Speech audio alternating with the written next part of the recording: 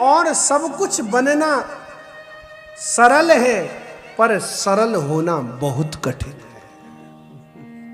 हम सब कुछ बन जाते हैं पर सरल नहीं बन पाते। तो सबसे पहली बात, सरल बनिए। आप कहेंगे बिल्कुल ठीक।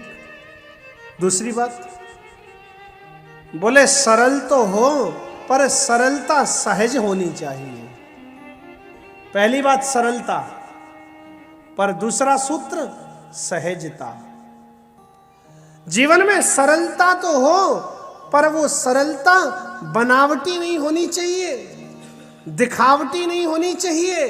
वह सरलता सहज होनी चाहिए। सरल बनो, सहज बनो। सरलता प्लस सहजता प्लस सजगता। सरल बने, सरलता जीवन में आवे, लेकिन वो सरलता सहज होनी चाहिए, बनावटी नहीं, दुनिया को दिखाने के लिए नहीं। बहुत से लोग होते नहीं है सरल, पर सरल बनने का नाटक करते हैं, दिखावा करते हैं कि लोग हमारी सरलता से प्रभावित हो जाएंगे। सरलता प्लस सहजता प्लस सजगता। देखिए, सरल और जो सहज होगा ना, ज्यादातर सरल और सहज व्यक्ति सजग नहीं होते, सबको अपने जैसा ही समझ लेते हैं, और जहां दुनिया को अपने जैसा समझा वहीं धोखा खा जाते हैं। इसलिए सबसे पहली बात, जीवन में सरलता हो, सरलता प्लस सहजता। सरल हो पर सहज सरल हो, सहजता, सरलता प्लस सहजता प्लस सजगता। जागरूक जीवन होना चाहिए। और जिसके जीवन में ये तीनों है ना, याद रखना, सरलता प्लस सहजता प्लस सजगता बराबर सफलता। सरल बनिए, सहज बनिए, सजग बनिए, तो सफलता तो तुमको प्राप्त नहीं करनी पड़ेगी, सफलता तुम्हारे पीछे पीछे दौड़ी दौड़ी चली आएगी।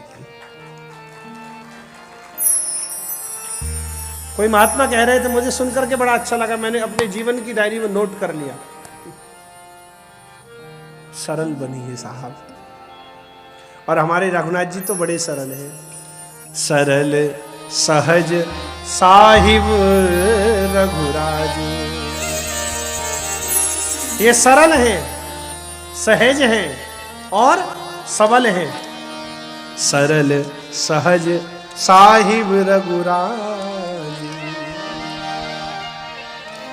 एक महात्मा की मैं कथा सुन रहा था, उन्होंने कहा संत लोग सरल होते हैं, इसका मतलब क्या है? तो सरलता का मतलब, डेफिनेशन क्या सरलता की? सरलता की डेफिनेशन है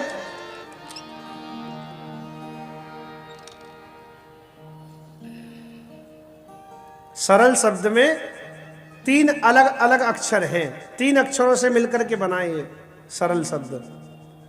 तो किसी भावपूर्ण चित्त वाले महात्मा थे, कहने लगे स का अर्थ है सीता जी, र का अर्थ है राम जी और ल का अर्थ है लक्ष्मण जी।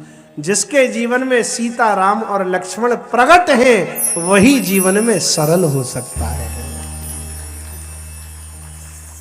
जब तक श्री किशोरी जानकी जी, सीता जी की कृपा नहीं होगी, जब तक श्री रघुनाथ जी की कृपा नहीं होगी, और जब तक लखनलाल जी की कृपा नहीं होगी, तब तक जीवन सरल नहीं हो सकता।